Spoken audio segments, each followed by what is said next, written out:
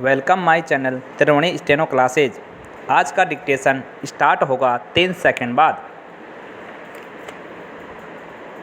Start. महोदय, प्रगति और वृद्धि की दर में तेजी लाने के मार्ग पर चलने के लिए सामूहिक प्रयास की आवश्यकता होती है। यह आवश्यक है कि सरकार प्रक्रिया संबंधी बाधाओं को दूर करें ताकि ऐसा वांछित वातावरण बन सके, उद्यम करने की भावना बढ़ सके, उसका विकास हो सके और वह पनप सके। हमने यही करने की चेष्टा की है।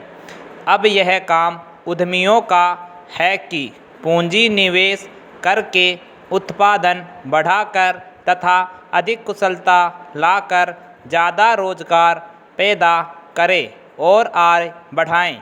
आय बढ़ने के साथ साथ मांग बढ़ेगी और इस तरह उत्तरोत्तर वृद्धि का चक्र शुरू हो जाता है। इस तरह पूरा पिरामिड बढ़ता जाएगा। यह विचार बड़ा स्पष्ट और सरल लगता है, परंतु जब इसे हमारे जैसे विशाल आकार, जनसंख्या और सामाजिक जटिलताओं वाले देश पर लागू किया जाता है तो इसे कार्यान्वित करना अत्यंत दुष्कर कार्य हो जाता है। पैरा। अब चूँकि प्रगति और वृद्धि के लिए वातावरण अधिक अनुकूल बन गया है, इसलिए अब संसाधनों का प्रश्न सामने आता है। प्रौद्योगिकी, गुणवत्ता, उत्पादकता और प्रतियोगिता के प्रश्न सामने आते हैं। इन प्रश्नों पर विचार करते समय हमें विदेशी कारकों की समस्या पर भी ध्यान रखना पड़ता है। इस संदर्भ में विदेश से निवेश और प्रौद्योगिकी अपने देश में आती रहे, यह प्रश्न प्रासंगिक बन जाता है। बाजार में प्रवेश मिलने का प्रश्न भी महत्वपूर्ण बन जाता है। हमें अपनी अर्थव्यवस्था को विश्व अर्थव्यवस्था के एक भाग के रूप में ही देखना चाहिए। हम एक अलग थलग द्वीप बनकर नहीं रह सकते।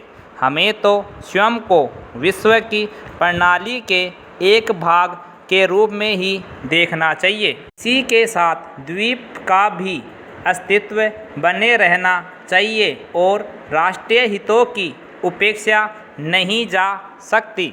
जिसे विश्वव्यापीकरण कहा जाता है, वह विश्व का एक भाग बनने का प्रयास मात्र है। इसके बाद ही हम शेष विश्व से यह आशा कर सकेंगे कि वह हमें हमारी आवश्यकता की चीज़ें प्रदान करें। मुझे विश्वास है कि ऐसा करते समय विसम्मति की कोई आवाज़ नहीं होगी, परंतु हम विश्वव्यापीकरण केवल उसी के लिए नहीं कर रहे, यह तो विशिष्ट रूप से भारत के लोगों के हितों को ध्यान में रखते हुए किया जाना चाहिए, क्योंकि शून्य देकर केवल शून्य ही मिलता है।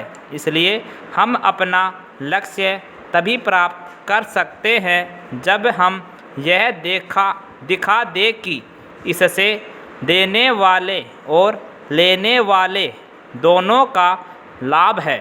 विश्व अर्थव्यवस्था आज अधिकांशतः बाजार की ताकतों के सहारे चल रही है और यदि हम इन बातों को अनदेखा कर देंगे तो इससे हमें भी भारी हानि उठानी पड़ेगी। अपने प्रयासों में हमने इस वास्तविकता को स्वीकार करने का प्रयास किया है। विश्वव्यापीकरण से हम अभिभूत नहीं हैं, परंतु हम अपनी ओर से यथार्थ को समझने की पूरी चेष्टा करते हैं। कुछ आलोचकों ने यह कहा है कि विदेशी निवेशकर्ता हमारी अर्थव्यवस्था पर छा जाएंगे। कंप्लीट। महोदय, इस संबंध में मैं केवल यह कह सकता हूं कि अब तक यद्यपि हमारी नीतियों पर अच्छी प्रक्रिया हुई है और विदेशी निवेश आकर्षित हुआ है, परंतु यह हमारी आवश्यकताएं पूरी करने के लिए नितांत अपर्याप्त है। आपको देखकर मुझे ऐसा नहीं लगता कि हमारे ऊपर कल विदेशी निवेशकों के छा जाने का खतरा लग रहा है। मुझे लगता है कि यहाँ उपस्थित आप लोगों में विश्वास की, आत्मविश्वास की भावना बड़ी प्रबल है और यही इस प्रकार की आलोचनाओं का सही उत्तर है।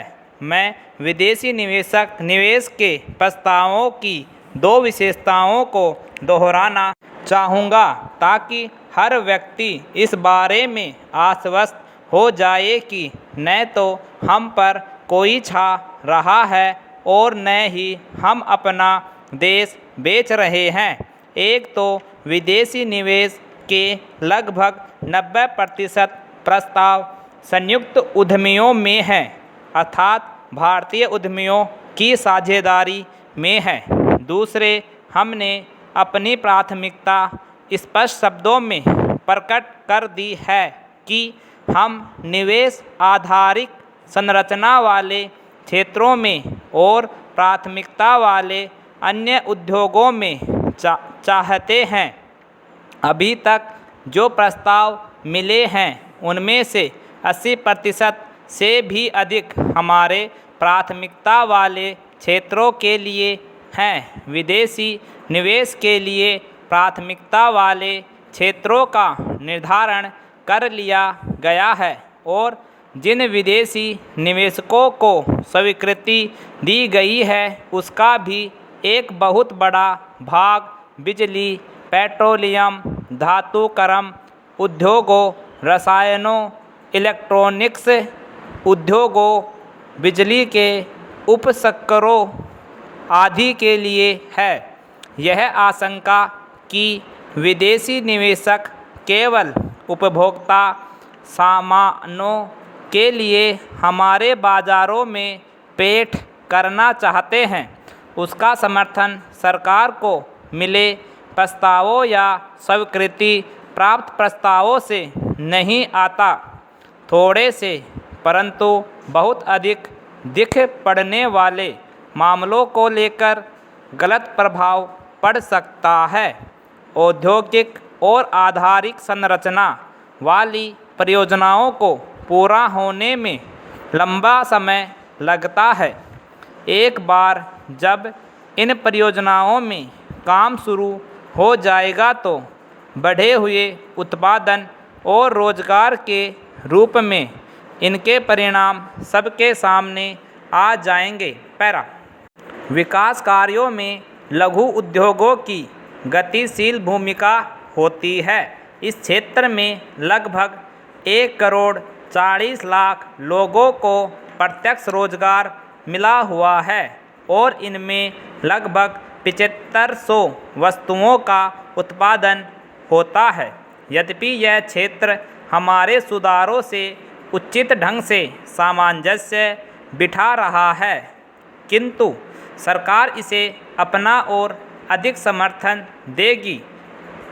इस क्षेत्र के लिए ऋण मिलने का विशेष महत्व है।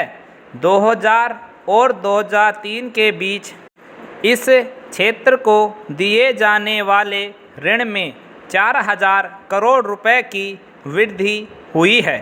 लघु उद्योगों को सहायता देने के लिए सरकारी क्षेत्र के बैंकों की विशेष शाखाएं खोली जा चुकी हैं और 100 नई शाखाएं निकट भविष्य में खोली जाएंगी। अलीगढ़, लुधियाना, तटवर्ती केरल और हावड़ा में लघु उद्योगों की बस्तियों में प्रौद्योगिकी को सुधारने और आधुनिकीकरण के लिए भारतीय लघु उद्योग विकास बैंक सहायता देगा। सरकार भी लघु उद्योगों की इस बात में सहायता करेगी कि वह विदेशों में स्थित ऐसी इकाइयों से संपर्क स्थापित कर सके और तदनुसार प्रगति कर सके। कंप्लीट।